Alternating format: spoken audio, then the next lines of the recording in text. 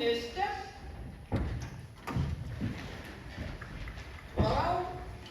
Og velkommen her til Årets Revy 2025. Tak for det. Lad mig høre, hvorfor du har interesse i at være med her i Torbestrup-revyen. Det er fordi, jeg er god til at mime. Ja, vel. Se, jeg skriver lige en lille sætning her, og så vil jeg gerne have, at du mimer den.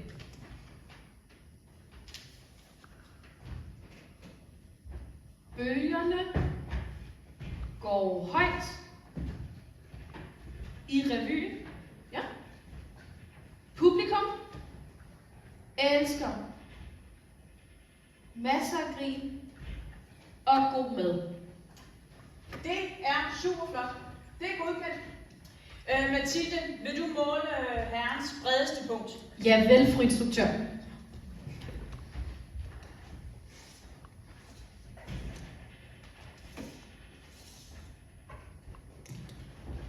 Ja, du er godkendt.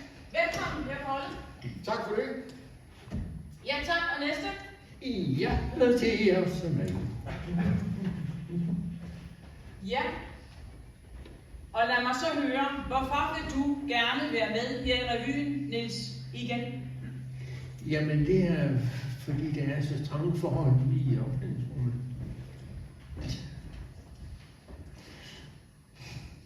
Ja, og så fordi du har antaget sådan et par smukke unge tøser her. Hvad siger du? Ja, ved du hvad, jeg kan simpelthen ikke høre, hvad du siger. Hvis ikke du kan høre, så kan du låne mit høreapparat. Men det jeg siger, det er, at med de trange forhold, der er ude i det omklædningsrum, der kan man være gammel gris, uden der er nogen, der lægger mærke til det. Så er det godt, hr. Olsen. Ved du hvad? Jeg har en rolle, der passer perfekt til dig. Som parkeringsvagt. Udenfor. Ja, næste. Skal jeg skrive? Ja, okay. Sig mig, hvad foregår der? Ja, det er bare mig, Hugo. Jeg ansøger op at blive den nye lyd- og lydmester. Nej, altså Hugo, den post er Jens. Og han har været med i alle 35 revyer, der er blevet spillet her i Torbestrup.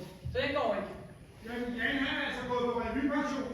Og jeg vil gerne sidde heroppe og holde op over alle de andre. Okay, modtaget. Du er ansat, Hugo, men tro mig, jeg holder øje med dig, selvom du er uden for min rækkevidde her på scenen. Ja, vel, fru. Ja, næste. Halløjsa, instruktør. Ja, halløjsa. Og velkommen her i Årets Revy 2025. Lad mig høre, hvorfor du har lyst til at være med her i revyen. Ja, det kunne være spændende. Ja. Altså, jeg synes, der er et eller andet, der minder mig om noget, jeg kender ved ham der. Nå, som alle andre, der søger plads her i revyen, så skal du jo igennem vores optagelseskrav. Værsgo, Mathilde og Rebecca. Ja, jeg siger det bare. Vi skal jo først op ad en stige, for så at komme ind gennem sådan en smal vindue, for at komme ind her på scenen. Så det prøver vi lige en gang. Værsgo. Ja. Check. Sådan.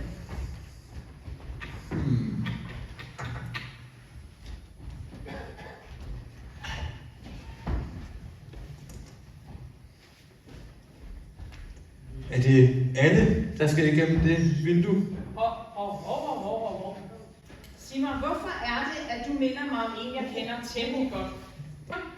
Kan du lige give os en strofe til, vi skal gå hånd i hånd?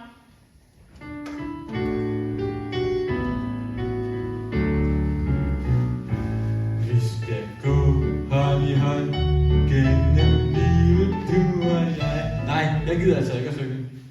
Nej, du er vist heller ikke det største sangtalent. Og igen, så minder du mig bare om en, jeg kender. Nå, næste optagelseskrav. Så er det værd.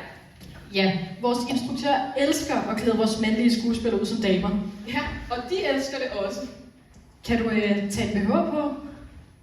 Spændende. Nej, men jeg kan hjælpe dig med at tage den af. Du er ikke en skid bedre end de andre herrer, der står herude bagved. Så her, der passer du meget godt ind. Nå, du skal nu forestille dig, at det her er vores omklædningsrum. Du skal nu prøve at klæde op under de trange vilkår, som vi skuespillere er vant til her i revyen. Så vil du afklæde dig, så du står tilbage kun i underbukser?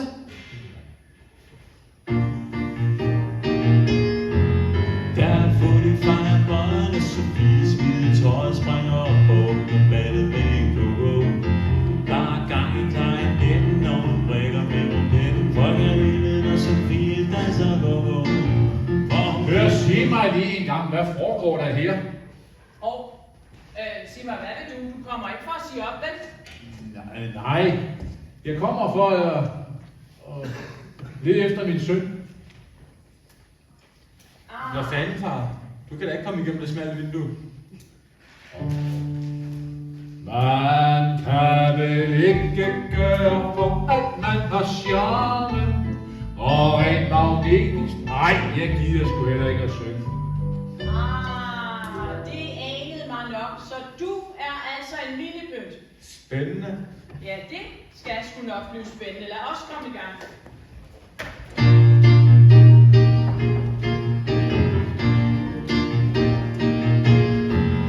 Der er fuldt i fejl, når vi alle smider tøjet om, og instruktøren står og råber. Og Kim Mortensen, han spiller, mens vi andre leder Peter for, og instruktøren står og råber. Og vi giver den hele armen, der er bølgegang i barmen, snart er hele huset på den anden ende.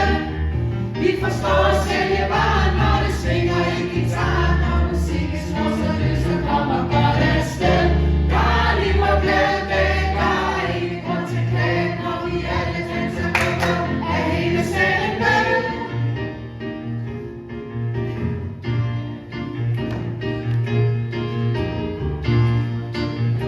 Hjælp! Er der ingen, der har tid til at hjælpe instruktøren?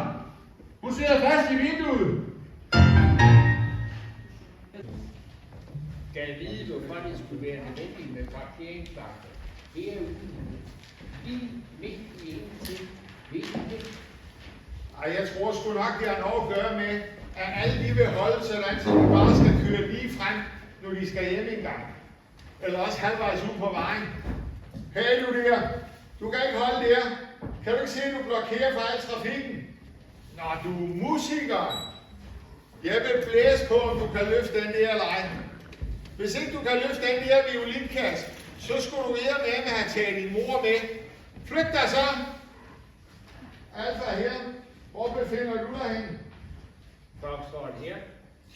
Zone 4. Du ved lige i søst for indgangen. Jeg har lige gjort med en kobund på plads. Hvordan ser du det i en kobund? Ja, der var kobord helt op til vinduerne. Det slutter nok ikke ret længe, men de der kører der. Nu først de skal til at betale CO2-afgift, hver gang de møjer sig. Ja, og hvad bliver resultatet? At vi skal drikke havremælk og æde broccoli og lave rubébøffer. Jo, selvfølgelig, lille fru. Vil jeg hjælpe dig med at parkere din lille potte? Du kan lige gå ind og hive et par kolde op af kassen imens. Alfa her. Jeg har lige fået et par kolde for at parkere en lille rigskoger. Hvorfor det er fint? Stiller du den oven på skraldespanden? Alfa her. Nej, over i det mest umulige hjørne over i zone 6. Helt hen bagved. Så der vanker sgu nok et par stykker til, når den skal pilles ud en gang. Du, de der rubédebøffer, du snakker om der. Vi skulle bare have sådan en regering, ligesom de har fået over i Amerika. Ham der Trump der. Han skal nok få sat en stopper for alt det der klima-miljø-flider og blader. Om vi har ladestik til elbiler her? Ja, selvfølgelig her. Ja. Jamen, det er rigtigt nok. Det er nu solskyld. Nyeste model. Generator i bæren. Ladestik i røven. Meget miljøvenlig. 1,26 kr. kilowatt. Jamen, kan du da ikke selv se, hvilken sindssyg parkering du laver der? Jeg er da ligeglad med, om der er et kæmpe vandhul der, Har du ikke gummistøvler med? Forstår det her. Altså mig kan man sige om kvinder, men parkering og biler, det kan de sgu ikke finde ud af. Ved du hvad? Man kunne også bare tage og sætte hende der Inge Støjsætter til at styre det, så vil der dele blive ryddet ud i salonerne. Kan du ikke se, at du parkerer helt forkert? Du kan jo ikke holde her midt ude på vejen. Du blokerer, hvis der skulle komme et redningskøretøj. Har du nogensinde set en brandbil med vinger måske? Der er der masser af parkeringsmuligheder. Du kan jo bare holde op ved Torgstrup Kirke. Ja, der er langt at gå. Ja, men hvad vil du have, jeg skal gøre ved det? Torgstrup her, så tror jeg faktisk, det er ved at klinge af nu. Og jeg kan også se, at de har stillet madsmugler frem. Gud ved, om vi skal ind og styre det der også. Så ikke der er nogen, der får hugget en gaffel i nakken. Altså her, det får vi sgu ikke løn for. Og det er sikkert også lige så farligt, som at tage ind og se en fodboldkamp mellem Brøndby og FCK.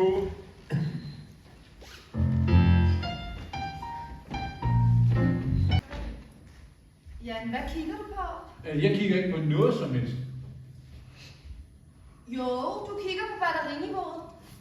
Du sidder og pynser på, at vi skal køre hele strækningen uden at lade. Ja, den går altså ikke.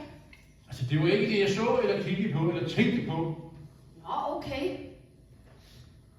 Men nu hvor du bringer det på banen, så kan jeg se, at vi har 124 km tilbage af turen, og den viser jo faktisk, at vi kan køre 127 km, så det skulle være fint nok, ikke? Nej, fordi den viser altid mere end det, den kan klare. Den bil kan fint klare turen, og så er der endda strøm til over, skal jeg se. Ja, så den kan sagtens klare at vise rækkevidden. Nå ja, undskyld. Jeg glemte, at vi sad i det mest vidunderlige transportmiddel, lavet af Gud ham selv, Elon Musk. Altså har sygt varmt. Tænd lige for aircondition. Der er ikke varmt. En smule lummert måske. Hvorfor kan du ikke tænde for aircondition? Ja, det er fordi din far han gerne vil spare på batteriet. Det har intet med det at gøre. Jo, fordi far han vil helst ikke lade, før vi er fremme. Men der er jo 500 grader i den her bil her. Men det er fordi far han har sagt til sine kollegaer, at vi kan køre hele strækningen uden at lade. Og det er åbenbart vigtigere, end at vi får en god tur. Slap nu lige lidt af og vær lidt positiv. Nå, har fine udsigter. Det er vindstille. Alt er fint. Vindstille. Hvad har det med noget at gøre? Jamen altså, vi bruger ligesom mere batteri i modvind, ikke? Det er vel sådan rimeligt. Har du købt en bil til over 500.000, som ikke kan køre i modvind? Den kan godt køre i modvind, men det er jo ikke optimalt, vel? Det har ingen betydning. Vi lader ved næste ladestander. Jeg skal ikke sidde der på den næste lange øde strækning uden strøm på bilen. Ja, jeg har hørt om folk, der har kørt om natten og gået i stå og siddet der uden strøm.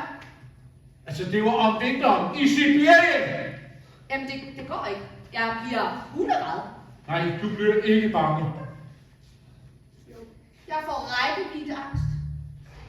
Og det skal du tage seriøst. Altså, hvis Ja, du... fordi det kommer nemlig sådan snigende ind over mig. Altså, hvis du får rækkeviddeangst, så skulle du nok ikke have pakket 3 kufferter til én linje i sommerhuset, vel? Altså, jo flere kufferter i bagagerummet, jo mere væk, og jo kortere kan det køre. Vi kan ikke bruge vores aircondition.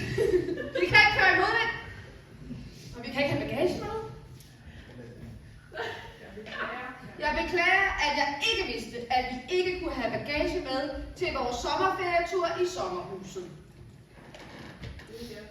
Det her, det skulle være den mest fantastiske sommerferie.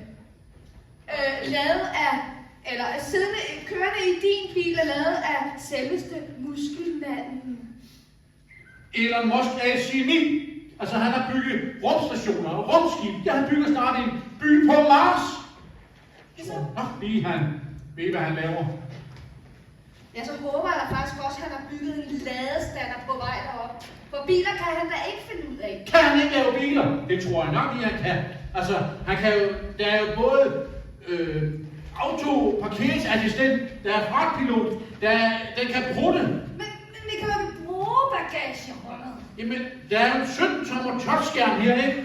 Fra 0 til 100 på 2,7 sekunder. Den bil her kan alt. Må jeg godt lade min telefon? Nej!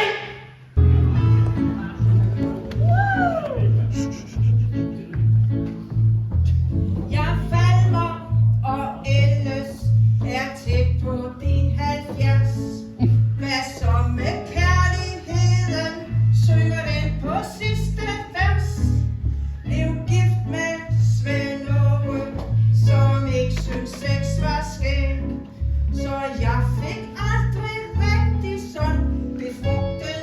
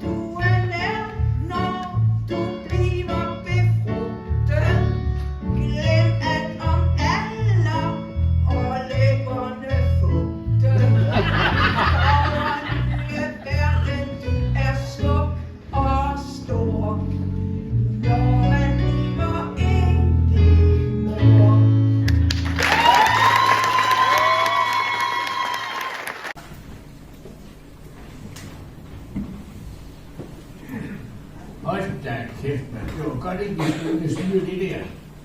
Så du, hvordan de røg op til madsalen, og blev sagt, værsgo. Det er jo direkte livsfarligt. Ja, så er det ved at sætte hive og knæve i en gammel madpakke. Vi har forresten også fået de 2 kolde her. Ja, det er ikke sådan.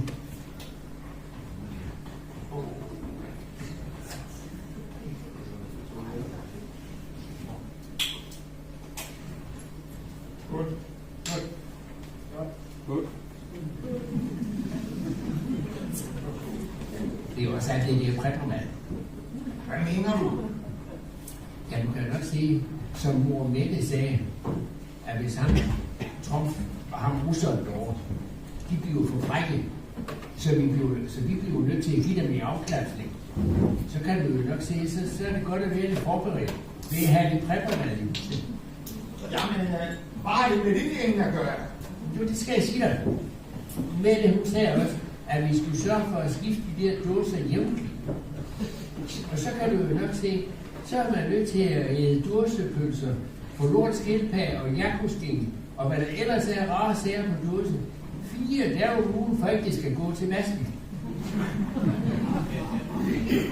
Ja, så kan jeg sgu bedre forstå, at de farer over fagene, sådan når der står på brun sovs og kartofler. Øj, har du set ham der? Har han ikke fået preppermær for nylig? Og se hans skjorte, den er spændt ud ligesom et trumskin. Altså, han når ikke helt ned på plads uden at skille. Sådan som han har det gør på tallerkenen. Og det er da ikke grøntsager, der fylder mest. Har du forresten hørt, at de er ved at bygge et nyt røghus ude i Nykøbing? Nede ved havnen, lige ud til vandet, med byens bedste udsigt. Og så er det endda sådan, så der skal ikke være plads til dem alle sammen på en gang. Nå, hvad så? Skal I så trække løjer med, der skal marme? Nej, borgmesteren han siger, at det skal være alt sammen, som det plejer at være. Nå, ja, hvorfor ikke? Altså, ærligt talt, hvorfor laver man ikke det der rådhus ude i Nykøbing? Der var ved at sætte den her gamle kronsilo i stand. Og der kunne der blive sagtens for plads til dem alle sammen. Der skal laves elevator og tagterrasse og hele svineriet. Og så bliver det rigtig dyrt. Så det måtte da lige være en kommunal kerneopgave.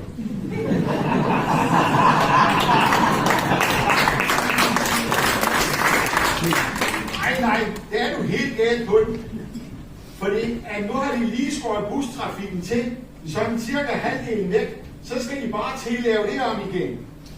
Og hvor mange tror du i det hele taget, der kan flinke til Stukkøbing? Det kniver da gevaldigt for kommunefolkene at hitte rundt herude på landet, nu de skal lade huller i vejen. Og se dem. Ham der har i hvert fald fået rigeligt med prættermad. Havde vi til at have senere livrand på for de store bukser. Øj, de der bukser, dem kender jeg. Det er nogen Leif Larsen op fra Ramse Multiservice. Har afleveret den i genbrugsbutikken i sidste uge. Jeg kan kende dem på den store olieplet, der er om på røven. Ej, prøv at se. Nu kommer ham der med trumskinskjorten igen. Jeg vidste, det ville ske. Nu er der sprunget 2 knapper. Det bliver nok værre endnu.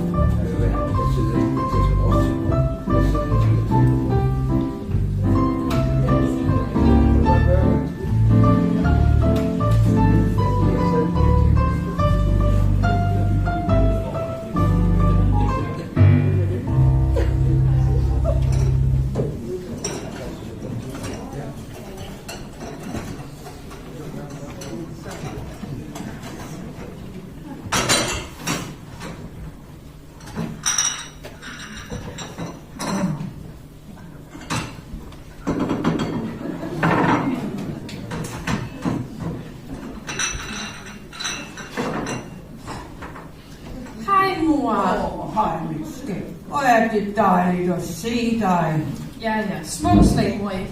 Du ved, jeg kommer, når jeg kan, ikke? Ja. Jeg ser jo også bare, det er dejligt at se dig. Det er jo over et år siden, du har været her sidst. Ja, det er også dejligt at se dig, mor.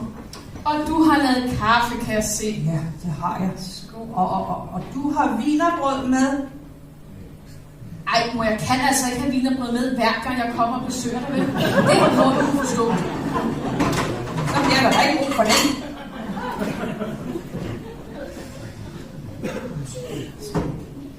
Nå, ja. Hvordan går det ellers med forretningen?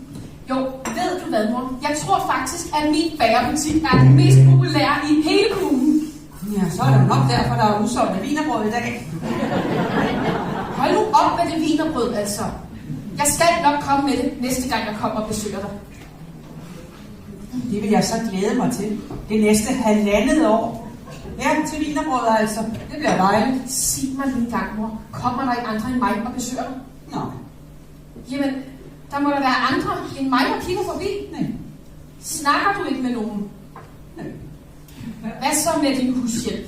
Jo. Se der slår jeg en hyggelig sludder af en ny og næ. Nå, det var da dejligt. Ja, og når man taler om solen i de varme lande. Kom ind, gangster! Den fucking dør står åben! Hvad så, fru P? Hvordan går det fucking i dag? Det går fucking godt, desværre. Hvad sker der? Jeg er totalt forvirret. Du plejer at være totalt alene. Og hvem er den der fucking bitch? Det er min fucking datter, desværre. Ja. Din fucking datter? Hvad er det, bitch? Mangler du penge? Så hold dog op. Hvad sker der, fru P? Har jeg sagt, at jeg skal have en bånd? Vi sidder lige og trykker en ordentlig fucking kop kaffe ned. Ja. Vil du have en syg kop kaffe med? Nej. Du ved kraftsusme godt. Jeg ikke drikker det fucking shit. Jeg drikker kun det fucking tyrkiske te. Ja, og du ved kraftsus hvor godt, at jeg ikke har det fucking shit i mit hus. Nej. Det er så fucking lige meget. Jeg skal totalt ordentligt min arbejde. Ja. Jeg sløser din gangstergulv. Ordentligt dit opvask. Jeg er fucking ordentligt dig, fru P. Ja. Gør som du fucking plejer. Jeg slår sig, jeg fucking plejer.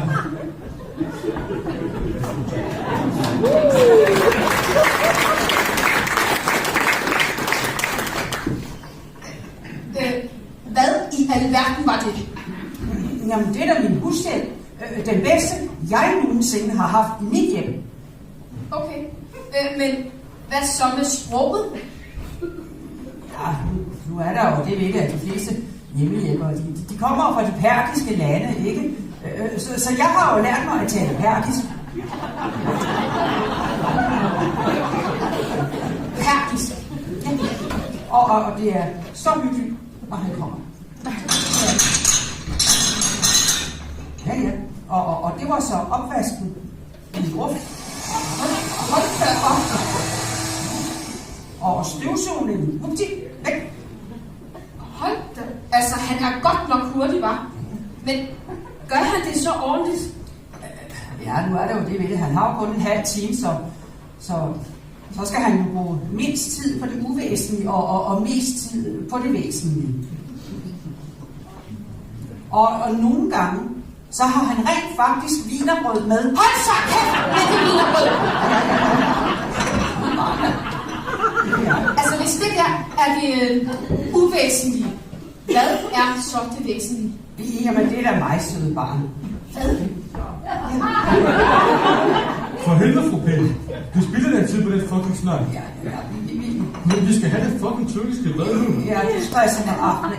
Jeg skal lige sige farvel til min fucking datter. Ja, selvfølgelig. Kan du have det godt, min pige? Og tak, fordi du besøgte din gamle mor. Ikke? Smider du mig ud? Ja, og hendes børnene, Petra. Børnene? Altså, må jeg have ikke nogen børn?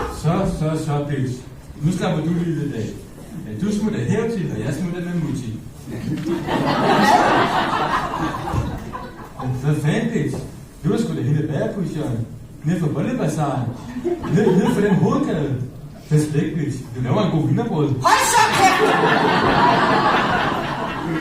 Jeg tænker, du måske ville lytte. Hvad? Min fætter har en pizzeria. Nej, jeg vil sgu ikke.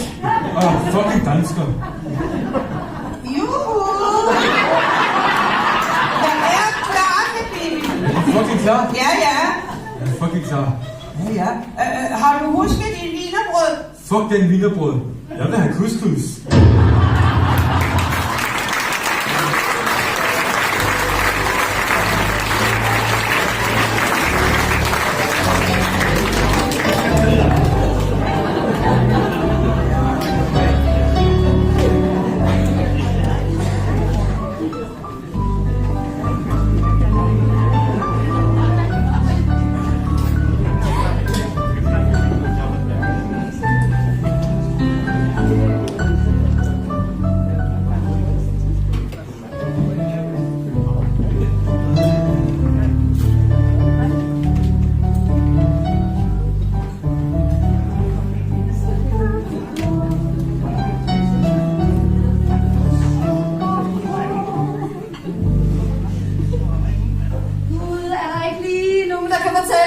Jeg kommer ind på scenen herfra. Jo, du skal ind herovre. Ja, ja. Er det lige der på midten? Ja, det er smart. Gud, det er lidt ligesom sådan en vaskehal. Det er da helt vildt fan af, kan jeg godt mærke. Hej med jer alle sammen. Ej, det er et fantastisk selskab, vi har fået til aften. Det kan jeg godt lide for det. Gud, hej din flotte mand. Hej musiker, jeg er Natasha Biska fra Brevkassen.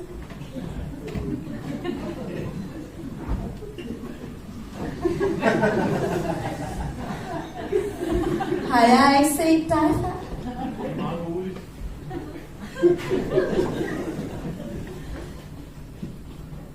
Altså, jeg kunne godt kontrollere billetter i din bus, hvis det er her.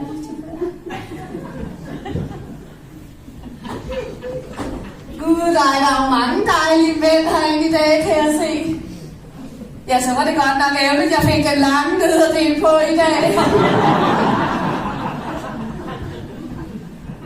Nå, som sagt, så er jeg Natasha Biska fra Brevkassen. Men nu skal I høre her. Jeg skal lige styre alt det hår her. En lang historie kort, ikke? Så er det fordi, at mig og Tyson, ja, vi er ude og gå en tur ude på Hestenes Strand. Ja, Tyson er stor selvfølgelig, og vi har også hunden med. Ej, spøj til side. Tyson, han er jo mit dertilhørende mandebekendtskab, ja. Så skete der faktisk det, at mig og Tyson, ja, skæbnen ville, at vi mødte min veninde Connie. Ja, det gjorde vi nemlig. Hun har nemlig et problem med stodderen derhjemme. Men som også jeg sagde til Connie, vejen til mandens hjerte, den går lige igennem maven. Ja, Connie, hun forstod godt, hvad det var, jeg mente med det. Ja, det gjorde dommeren så faktisk ikke. Nej, så Connie, hun måtte lige ind og bure den herhen på Storstrøms fængsel. Ja, men også mig og Connie, vi plejer at sige, ude godt, men inde er bedst. Ja, vi ser altid så positivt på tingene, mig og Connie. Ja, det var faktisk efter den succes, at jeg valgte at blive sådan lidt parterapeut. Ja, sådan et hjælp til selvhjælp, hvis I forstår. Ja, jeg er faktisk også helt professionel i det der med ordsprog. Nå, men det er faktisk sådan, at der er en masse af jer publikumsdeltagere, der har skrevet lidt til Brevkassen. Så vi tager bare lige det, tiden tillader. Og jeg skal nok skynde mig lidt. Nå, vi napper lige den første. Det er fra en, der hedder Niels. Er der en Niels? Det er også okay, Niels. Vi holder den bare mellem os to, ikke? Du skriver, kære Natasha Francisca, jeg har et utæt gulv i min brugskabine. For nylig bestilte jeg en mand fra Bauhaus til at fikse det. Men da jeg kom hjem, lå han i sengen med min kone. Hvad skal jeg gøre? Niels! Silva, det er meget billigere. Ja, så er du helt ud over dem. Det var faktisk en af de bedste brød, jeg har givet i dag, kan jeg høre. Men ved du hvad, Niels? Vi har alle sammen de problemer. Se nu bare Tyson. Ja, min mand der. Ja, han kan ikke læse. Nej, han er faktisk ordblind. Ja, og den ene dag, der havde jeg lige lavet en lille seddel. Han skulle nemlig i Fakta og købe clementiner. Ja, det læste han så rigtig helt forkert. Så nu har vi sådan en stor, flot, hvide hund med sorte pletter derhjemme. Ja, han er helt fantastisk, ham Tyson. Ja, nu skal I høre. Det der er endnu bedre, det er hans yndlingsfilm. Kan I det? 101 clementiner. Ja, men han er. Altså, I skulle næsten have lov. Vi napper lige en mere. Så er der en, der hedder Lene. Ja, hun vil da heller ikke sige, hvor hun sidder. Det er da meget tabt selskab, vi har i dag, hva'? Lene skriver, hej Natasha. Min kæreste er lige gået fra mig. Lene. Vi er der. Og nu trøstespiser jeg hele dagen. Mine veninder siger, at jeg skal stoppe, ellers bliver jeg fed. Skal jeg finde mig i det? Du skal finde dig nogle nye veninder. Jo, for nu skal jeg høre her. Undertegnet har selv prøvet at få revet Amors pil ud af hjertet. Jo, tro det var. Og så har jeg siddet der i undertøj og spist is. Ja, i 3 dage, tror jeg faktisk. Det var i hvert fald sådan, jeg blev smidt ud ned fra kineseren nede i Nykøbing. Ja, men det ser de faktisk helst ikke, man gør.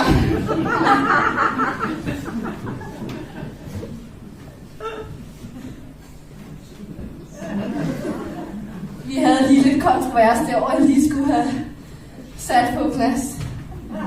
Er du der stadigvæk derovre? Ja. Kan vi lige nå en mere? Jeg kan godt mærke, at skyggerne de er lige ved at blive lidt lange. Ja, jeg har i hvert fald også gået her foran, kan jeg se, men så er der bare lidt mere til første række. Det tager vi heldigvis ikke så tungt. Vi napper lige den sidste. Vi har en, der hedder Nejleshot. Du kalder dig den glade pige over mod gårdbordet. Hvad står der? Skal vi lige finde ud af, hvordan skal vi pege dig ud? Du skriver, din mor synes, du klæder dig for udfordrende, og du drikker for meget, når du går ud. Ja, det kan da kun være dig. Det er det. Har du din mor med? Ikke ved siden af, nej. Er der noget Pej Larsen i familien? Nå ja, det er den rigtige at fat i. Jeg kan mærke det helt herovre fra. Jeg skal lige se dig igen. Ja, det er en klog mor, du har, kan jeg godt se. Det kan sådan set lige kun være dig. Men nej, nu skal du høre her.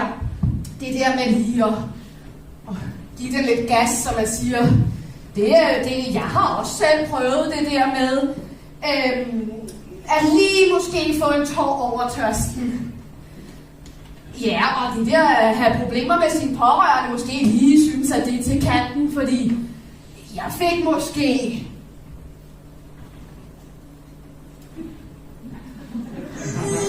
lige til kanten, og så blokkede jeg mit bryst, ja, det gjorde jeg. Men de andre til begravelsen, de var faktisk ligeglade. Ja, de havde travlt med at tørre øjnene, som man siger, det var ikke noget lige. Jeg var ikke inviteret med næste gang, men sådan er det jo til selskaber. Men apropos begravelser, så Tyson, min mand, han er faktisk en del ældre end mig. Ja, en betydelig del ældre faktisk. Da vi mødtes, der sagde han, jeg har ikke haft et fast forhold siden 1958. Ja, så kiggede jeg op på klokken og sagde, så er det da ved at være på tide, for den er nærmere 22. Ja, vi har hver vores humor, meget Theis. Men du skal høre, det er jo lidt vigtigt, at vi ligesom skider, mens brændet er varmt, så jeg har sikkert også nogen på sms'en. Jeg håber lige, de hænger lidt i. Der var lige alt det der dameværk i. Nej, det var fra Theisen.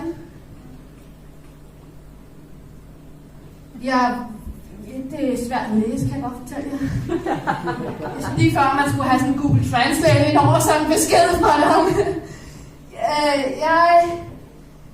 Jeg skrider. Jeg gider ikke at vente på dig mere. Din brevkasse er vigtigere end mig. Jeg snor hos Connie. Farvel.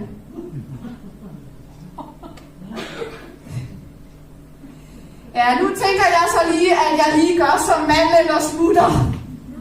Fordi jeg har så lige sådan et parforholdsproblem, jeg lige skal hjem og fikse.